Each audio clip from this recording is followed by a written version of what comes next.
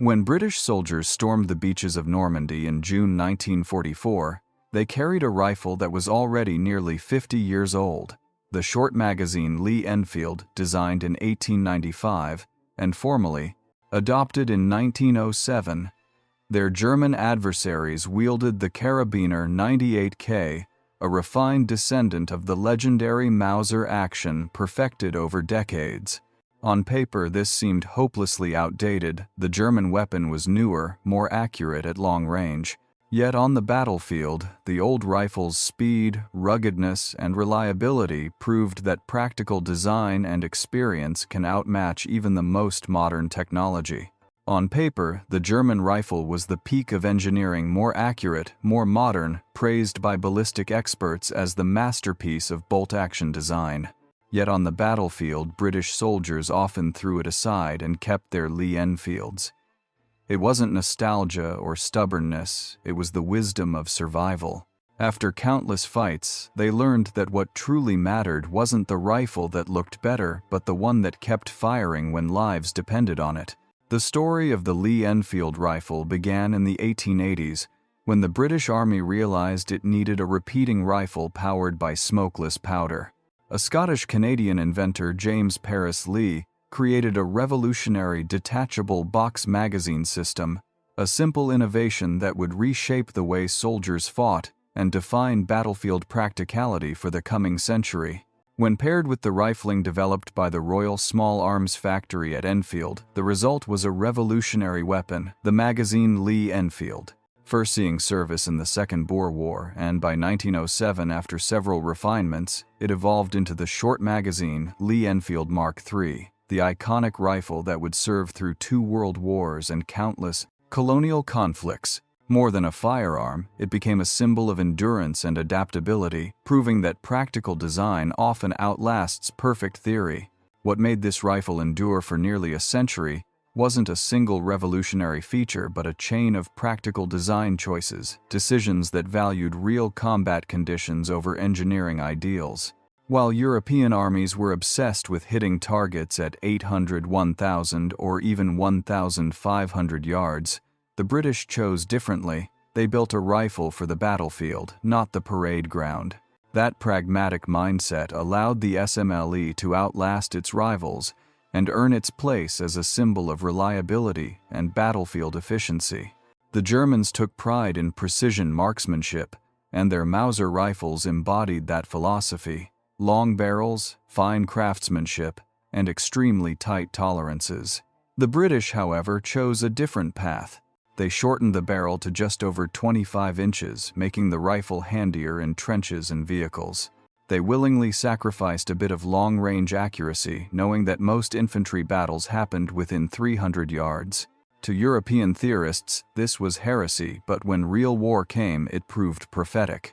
When trench warfare erupted after 1914, the Lee-Enfield rifle raised eyebrows among firearms experts. Unlike most military rifles that used a front-locking bolt, where lugs near the chamber took the full force of firing, the Enfield's rear-locking system seemed weaker and less accurate on paper. Yet in the mud, rain, and chaos of battle, what looked like a flaw in design became a life-saving advantage, allowing British soldiers to keep firing long after other rifles had jammed. Critics claimed the Lee-Enfield's design could never match the Mauser's precision, and they were right at the shooting range. But battlefields aren't shooting ranges. The SMLE's rear-locking bolt, with its longer travel, made the rifle faster to cycle and more tolerant of dirt and debris, giving soldiers a weapon that worked when precision no longer mattered. What looked like an engineering flaw turned out to be a masterpiece of survival under real combat conditions. By 1939, when Britain once again faced war with Germany, the SMLE rifle was considered obsolete. Yet, instead of being phased out, factories in Britain, India, and Australia ramped up production, turning out millions more. British commanders weren't clinging to old habits. They understood that what looked perfect in an engineering manual didn't always win battles. The SMLE endured because it worked, survived, and triumphed long after newer, modern designs failed the test of war. When British recruits first heard the training standard, it sounded impossible. Each soldier had to fire 15 aimed rounds per minute, and the most skilled could reach 30. This mad minute wasn't a peacetime stunt, but a battle-proven doctrine that turned British riflemen into precision fire machines. It forged a discipline so fierce that enemies facing their volleys often believed they were under machine gun fire. In August 1914, at the Belgian town of Mons, around 70,000 British soldiers faced nearly 160,000 Germans. The Germans expected a swift victory over what they thought was a small, outdated army. Instead, they were met by a wall of rifle fire so fierce it sounded like machine guns. But it wasn't. It was British riflemen executing the 15 rounds per minute doctrine, with deadly precision turning each soldier into a portable machine gun. That speed, skill, and discipline saved the British Expeditionary Force from collapse in the opening months of the First World War. On the battlefield of Mons, when German troops thought they were under machine gun fire, they were actually facing British riflemen doing exactly what they had been trained to do thousands of times. The SMLE's mechanism was engineered purely for speed, its bolt handle set at a 60-degree angle instead of the 90 found on most military rifles. That smaller rotation meant shorter travel between shots, allowing soldiers to fire faster, smoother, and more steadily, turning disciplined training into a storm of precise rifle fire. The soldiers' hands stayed in a natural position without unnecessary wrist twisting. The Lee-Enfield's rear-locking bolt fired the pin on closing rather than on opening, a motion that felt more instinctive and fluid during rapid fire. When the bolt was opened, the spent casing ejected, smoothly free from the resistance of a compressed mainspring, allowing seamless cycling and the kind of speed that defined the British mad minute. The British soldier focused entirely on chamber in the next round. This smooth cycling system, paired with relentless training, turned every man into a portable fortress on the battlefield. British musketry training was arguably the toughest in the world. Recruits spent weeks on rifle ranges before learning any other aspect of warfare. That discipline and repetition forged automatic accuracy and firing speed that left their enemies stunned. British soldiers were trained not just to shoot but to react instinctively under fire. They practiced firing from standing, kneeling, sitting, and prone positions, changing 10-round magazines in under 3 seconds until it became muscle memory, and estimating distance by eye while adjusting their sights instinctively. The SMLE's ladder sight, though seemingly archaic, allowed rapid adjustments under stress. Flip the lever, slide to the right range, mark and lock it down. Simple, intuitive, and effective, the essence of survival training that made every second count. No fine adjustments, no overthinking, just pure combat speed. The Mad Minute qualification demanded soldiers hit a 12-inch target at 300 yards 15 times within 60 seconds. That meant reloading a fresh magazine mid-drill while keeping every shot accurate. Those who reached 20 hits earned the title of marksman. The legendary Sergeant Instructor Snooksall reportedly achieved 38 hits in 1 minute during a 1914 demonstration, proving that the British soldier's power lay not only in his rifle but in relentless training, turned into instinct. Though it required an assistant feeding him loaded magazines, the point wasn't to set records but to ingrain muscle memory so deep that rapid, accurate fire became instinct under battle chaos. At Mons, German troops advancing in formation were cut down at ranges where they couldn't return fire. It was the power of relentless training turning ordinary soldiers into engines of sustained fire that held the line amid the storm of steel.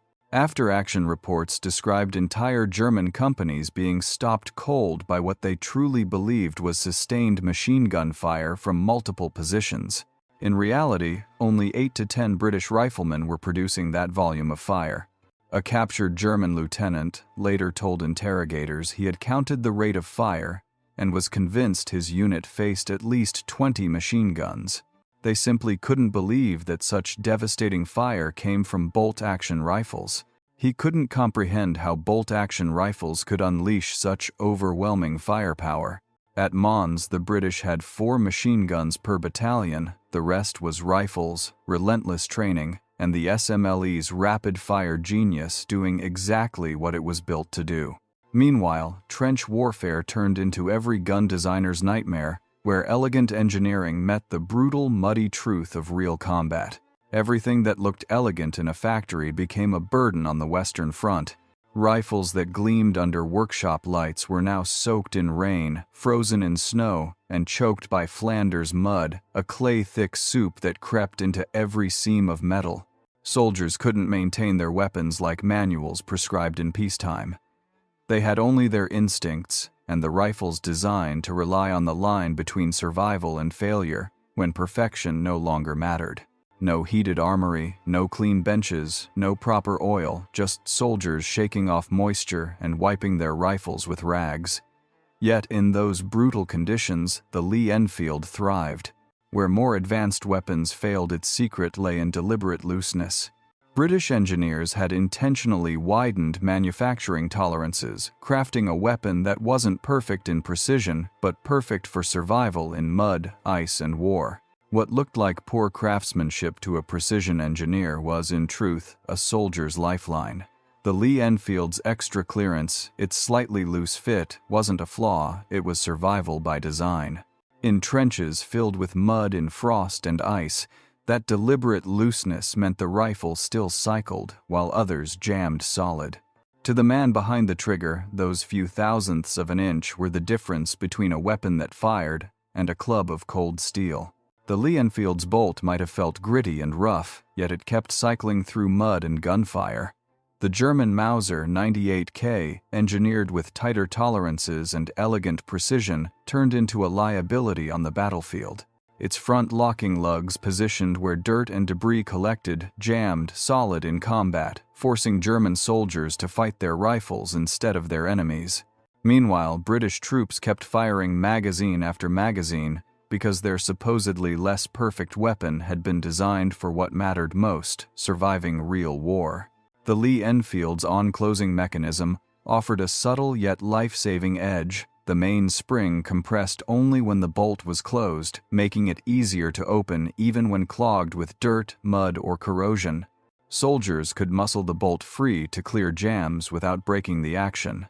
In frozen trenches, where metal stiffened and movement slowed, this simple design meant the rifle kept firing when everything else had stopped. In the freezing winter of 1917, metal shrank, oil turned to glue, and every drop of moisture became solid ice. The precision-made German Mausers froze solid, locked tight by their own perfection. Yet the British Lee-Enfields kept firing. Not because their owners were better at maintenance, but because their rifles were more forgiving machines. The cock-on-closing system made it easier to operate, even when frost bit into steel. That subtle design choice between perfection and tolerance often decided who would live long enough to fire the next round. The SMLE's water resistance wasn't accidental. Its magazine design included a cutoff feature, allowing the rifle to be used as a single-shot weapon while keeping the magazine in reserve.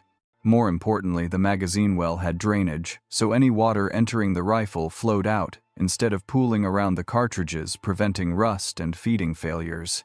In the soaked trenches and humid jungles of war, that small engineering choice kept soldiers alive when more perfect rifles seized under pressure. The Mauser's internal magazine lacked any drainage cuts, allowing rain or condensation to seep in and mix with gun oil and powder residue into a corrosive sludge.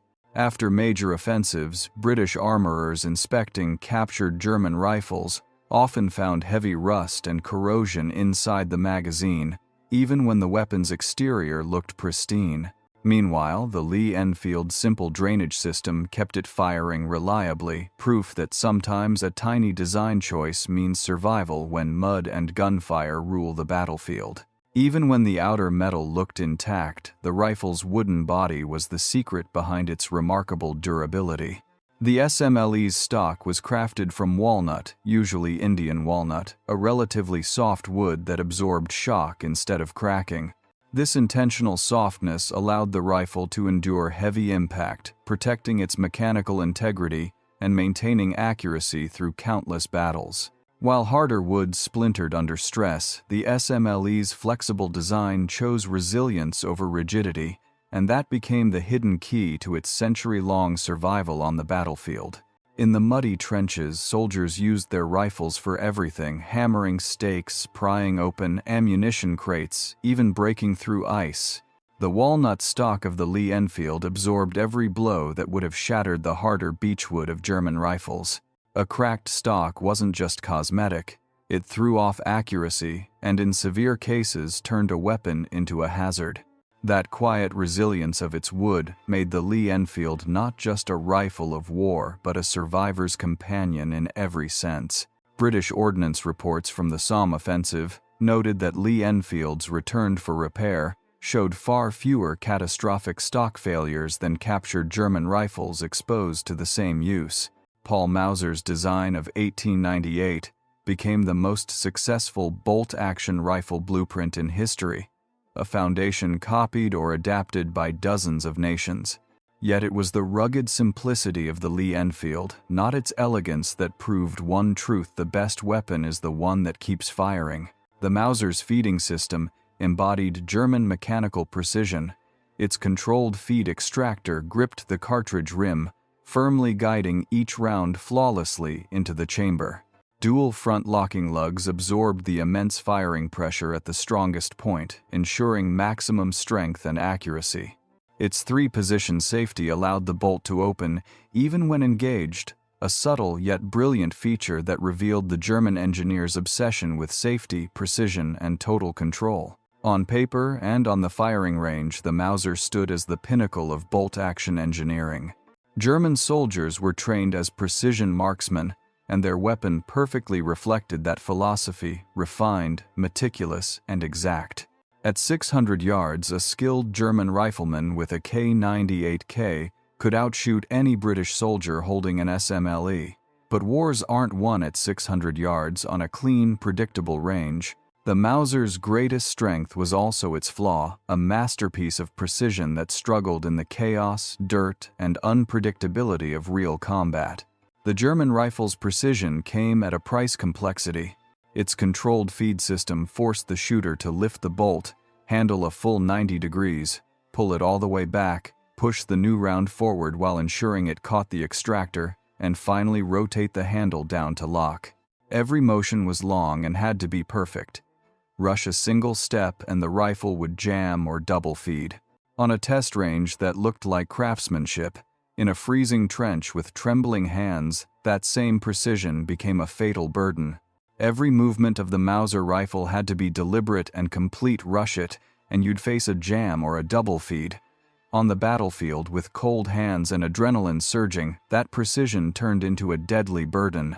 German military doctrine emphasized deliberate, aimed fire breath control, steady trigger squeeze, perfect sight alignment. Yet in real combat, that very perfection became a weakness, as the battlefield favored speed, instinct, and the ability to keep firing when chaos closed in. A German soldier was trained to make every shot count, a philosophy that fit the late 19th century, when battles unfolded at long distances and ammunition was precious. But by 1914, and certainly by 1939, warfare had changed. Automatic weapons delivered continuous fire, artillery ruled the battlefield, and victory now belonged to those who could sustain pressure, not perfection. By World War II, the infantryman's role had shifted from long-range duels to rapid response at close quarters, exactly where the SMLE shined. A trained German soldier could fire around 10 to 12 aimed rounds per minute, but a British rifleman with the SMLE could deliver twice that. What seemed like a minor statistic on paper became a matter of life and death in the mud and smoke of real battle. A German soldier was trained to fire about 10 to 12 rounds per minute, impressive by most armies' standards, but only half of the SMLE's pace. In a 2-minute firefight, a British rifleman could send 30 bullets downrange, while his German counterpart managed 24 at best. Those extra 6 rounds weren't just numbers, they were 6 chances of survival, 6 bursts of suppressive fire that forced enemy heads down. Multiply that across a platoon, and that small edge became a decisive difference on the battlefield. German small unit tactics had to rely heavily on the legendary MG-34 and MG-42 machine guns to achieve the same rate of fire that British rifle sections could produce with their SMLEs alone. The Mauser's longer 23.6-inch barrel versus the SMLE's 25.2 gave it slightly higher muzzle velocity and a flatter trajectory at range. German snipers valued that precision, but for the average infantryman, it was wasted potential, because in battle, continuous firepower and reliability mattered far more than long-range perfection. Combat studies from both world wars revealed that most soldiers could not exploit the maximum accurate range of their weapons under battlefield stress. The noise, confusion, fear, and physical exhaustion of real combat degraded marksmanship far more than any mechanical limitation of the weapon itself. In war, the human factor, composure, discipline, and mental endurance matters far more than technical precision ever measured on a range. While many believed that perfect accuracy won wars, the battlefield told a different story. The SMLE was accurate enough for the real fighting distances under 300 yards, and its speed mattered far more than any minor deviation on the range. Most soldiers couldn't shoot to the rifle's full potential anyway. What truly counted was its 10-round magazine, a feature that seemed small on paper but became a life-saving advantage when bullets started flying. In a firefight, every round meant another chance to stay alive. The German Mauser K98K held only 5 rounds in a fixed internal magazine loaded with stripper clips. By contrast, the British Lee-Enfield carried 10 rounds in a detachable box magazine. That 2-to-1 advantage transformed how soldiers fought. When a British section opened fire, they could maintain their rate of fire twice as long before reloading, a tiny detail on paper, but a life-saving edge in the chaos of battle. For the British soldier, reloading took barely 3 seconds. Drop the empty magazine, insert a fresh one, chamber a round, and fire again. A German soldier, however, had to open the bolt, fit a 5-round stripper clip into the guide, press each cartridge down with his thumb, pull the clip free, then chamber the first round. 3 seconds versus 8, a small difference on paper, but a split second of life or death when bullets screamed through the air. That simplicity, short motion cycle, and ability to sustain uninterrupted fire made the Lee-Enfield not just a rifle, but a weapon of rhythm and survival. Even a well-trained soldier needed 6 to 8 seconds to reload if the clip fed smoothly without jamming. But in the mathematics of small unit combat, that tiny difference multiplied into a massive advantage. A standard British infantry section of 10 men in a sustained firefight, with all rifles blazing, could deliver 100 rounds before anyone had to reload. Those few seconds, the space between reloading and firing again, often marked the line between annihilation and survival. A German squad of 10 men could fire 50 rounds. If the firefight lasted 2 minutes and both sides maintained their trained rates of fire, the British section would unleash about 300 rounds, while the Germans managed only 200 to 240. This difference wasn't just about ammunition, it was about sustaining continuous fire. While German soldiers paused to reload, the British kept shooting, and on the battlefield, those few seconds of uninterrupted fire could mean the difference between life and death.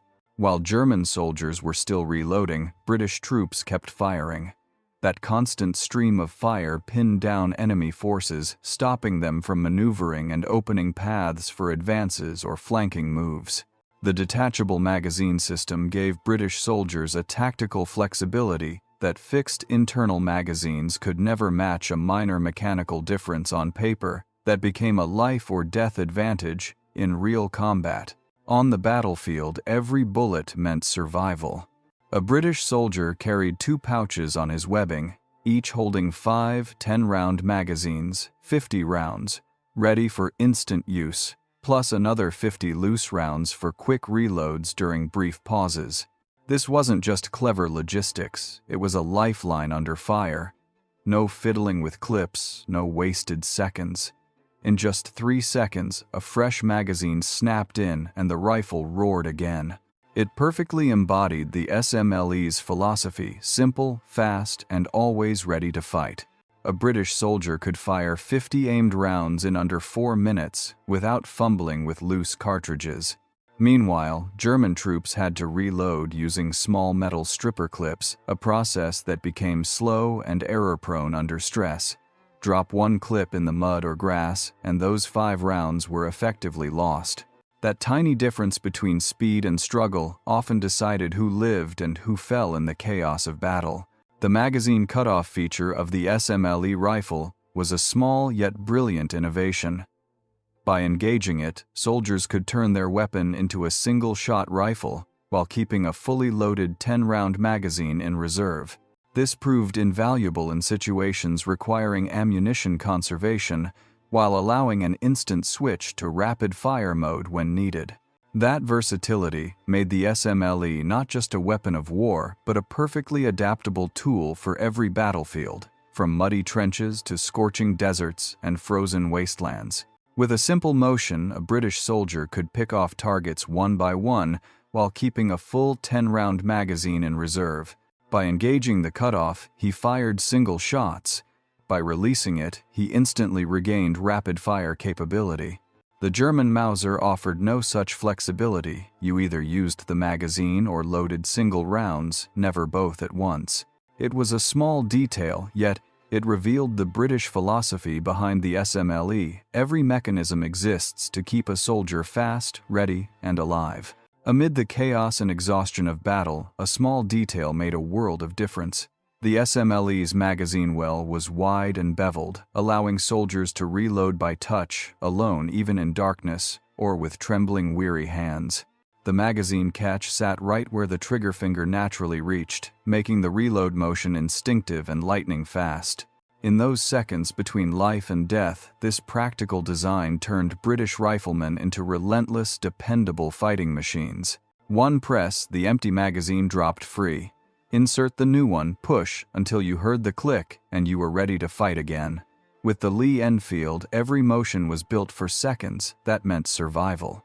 The Mauser's fixed magazine seemed practical, yet on the battlefield, it denied the one thing soldiers valued most: speed under fire. That was the difference between a weapon for the range and a weapon for the war. When the last 5 rounds were fired, German soldiers had to reload slowly, cartridge by cartridge or clip by clip. British soldiers, meanwhile, simply swapped a fresh magazine and kept shooting. Though proud of their rifles, many Germans quietly envied the British magazine system. Private Harold Bolton of the Royal Warwickshire Regiment wrote home in October 1914, describing a curious moment after the First Battle of Ypres. His men examined, captured Mauser rifles beautifully made flawless, but each one chose to stick with his Lee-Enfield. On the battlefield, looks meant nothing. Speed and reliability meant survival. Bolton's section overran a German position and found several Mauser rifles left behind in near-perfect condition. The men examined them with curiosity. These were the very weapons German propaganda had claimed were superior to anything the British carried. Bolton's sergeant, a seasoned soldier with 12 years of service, worked the rifle's action, looked down the barrel, and handed it back with a calm remark. "Fine weapon for a Sunday shoot. I'll keep my Lee-Enfield for killing Germans." That quiet comment captured the essence of British confidence: trust in a simple, reliable tool that had already proven its worth on battlefields around the world. "I'll keep my Lee-Enfield for killing Germans. Thanks," the sergeant said, refusing to trade his rifle. The captured Mausers were turned over to headquarters, but every man in that section kept his SMLE. Across both world wars, this pattern repeated itself. British and Commonwealth soldiers had countless chances to use German weapons. Some kept them as souvenirs, but when it came to fighting, they trusted their Lee-Enfields because faith earned in battle is stronger than any new design. When British ammunition ran low, some soldiers used captured enemy rounds. Yet, when given a real choice, most still trusted their Lee-Enfields. Corporal Jack Thomas, who fought in North Africa with the 8th Army, recorded this truth in a wartime diary that survived. Under the blistering sun and shifting sands, he realized enemy rifles might look sleeker, but only the Lee-Enfield earned a soldier's trust when life was measured in seconds. In January 1943, after the fighting around the Marath line, Sergeant Jack Thomas wrote in his diary, his platoon stripped a German supply dump, ammunition, food, even a few MP40s, but the captured K98K rifles were left behind. Thomas wrote, "The lads won't trade their rifles. Jerry's looks smart, but ours shoots faster, and that's what counts when they're running at you."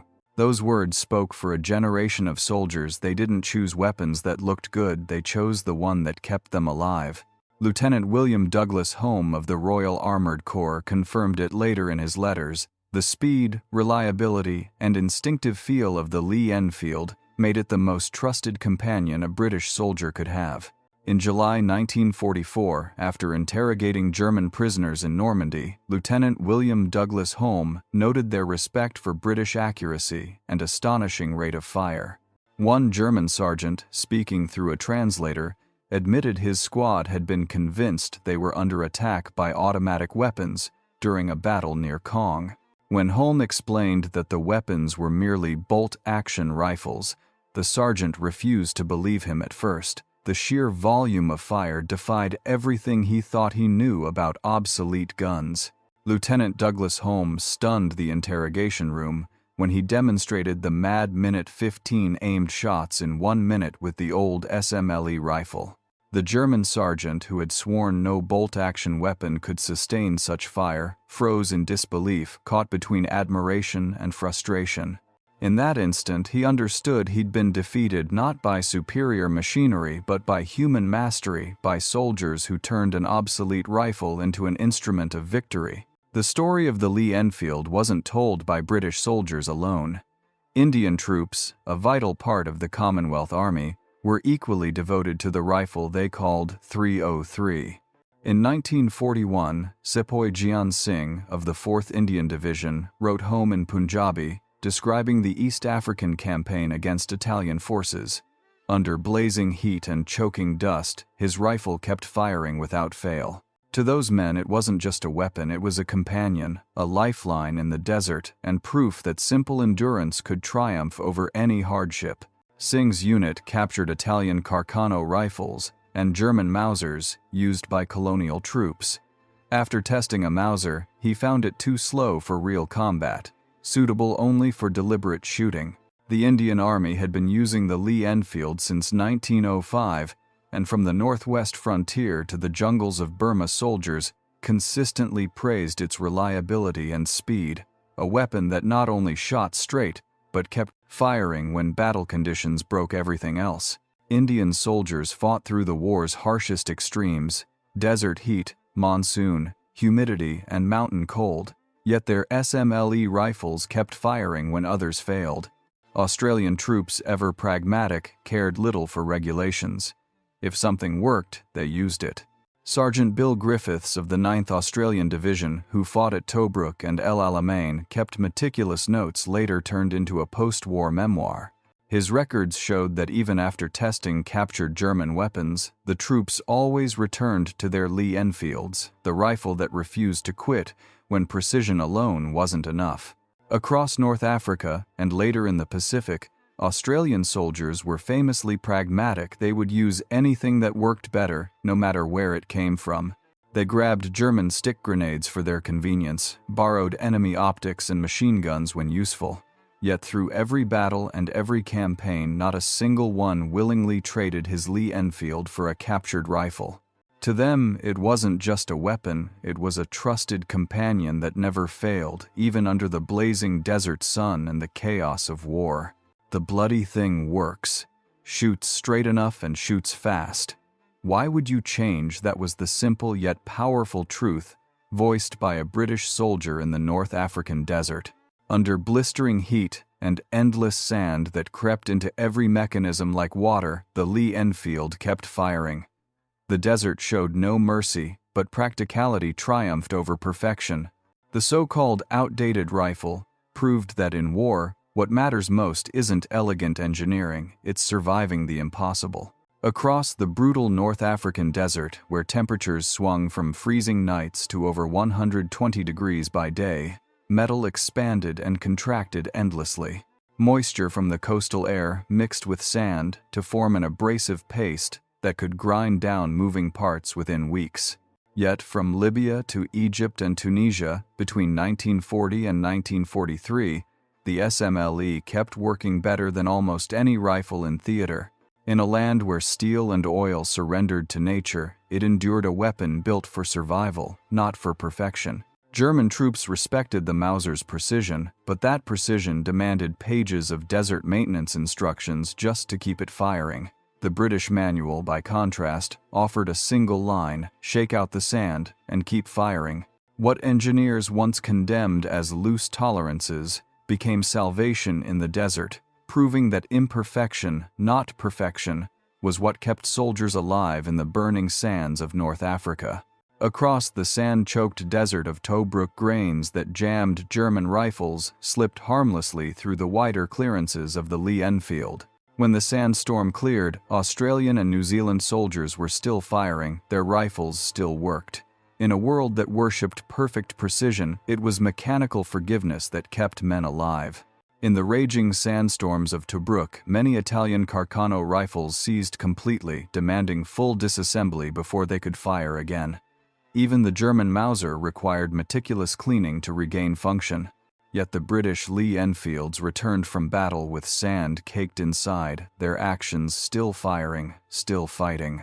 It was proof that in war, it's not the finest weapon on paper, but the toughest one in the dirt that decides who survives the day. A report from August 1941 recorded that a rifle had fired more than 200 rounds over a 3-day battle without cleaning and was still operational when finally inspected. From there, the Burma and Pacific theaters brought the opposite extreme: torrential monsoon rains, jungle humidity that kept metal perpetually damp, and mud so deep it made Flanders look dry by comparison. Yet the Lee-Enfield endured as unyielding as the soldiers who carried it. In the steaming jungles of Burma, where metal rusted overnight and rifle stocks swelled from the damp air, Britain's 14th Army kept fighting. The Japanese Arisaka rifles' well-engineered masterpieces succumbed to humidity, their chrome-lined barrels corroding and jamming. Yet the old Lee-Enfield kept firing. That contrast told a deeper truth. In war, reliability outweighs perfection. The SMLE's unlined bore required more frequent cleaning, yet this simplicity made it far less prone to pitting and corrosion when the chrome plating of other rifles eventually failed. Its walnut stock absorbed moisture without the dramatic swelling and cracking that plagued denser woods used in Japanese and some German rifles. It was a weapon built from forgiving materials and field-tested practicality, surviving where more sophisticated engineering often failed. In the damp jungles of Arakan, British troops fought for weeks without proper weapon maintenance. Sergeant Charles Carfrey of the Border Regiment described his rifle: after 3 weeks of continuous operations in early 1944, the metal was speckled with rust, the wood darkened from sweat and rain, yet the rifle still worked flawlessly. In a world where other weapons failed, the Lee-Enfield endured a testament to timeless design and the unbreakable resolve of the soldier who carried it. The rifle's stock had turned nearly black from constant moisture and sweat, and its barrel was fouled after hundreds of rounds without proper cleaning. Yet when Sergeant Charles Carfrey's unit engaged Japanese positions at the Nakodok Pass, the rifle functioned flawlessly. He later wrote that he had seen captured Japanese rifles in far better cosmetic condition that failed to cycle reliably, their tight precision ruined by jungle humidity. It was the difference between beautiful engineering and battlefield endurance, a lesson the Lee-Enfield taught not in theory but in survival. The Arctic posed yet another brutal test. In 1940, British and Canadian forces operating in Norway, and later Allied troops in Northern Europe during the winter of 1944–45, faced temperatures that dropped below 0 Fahrenheit.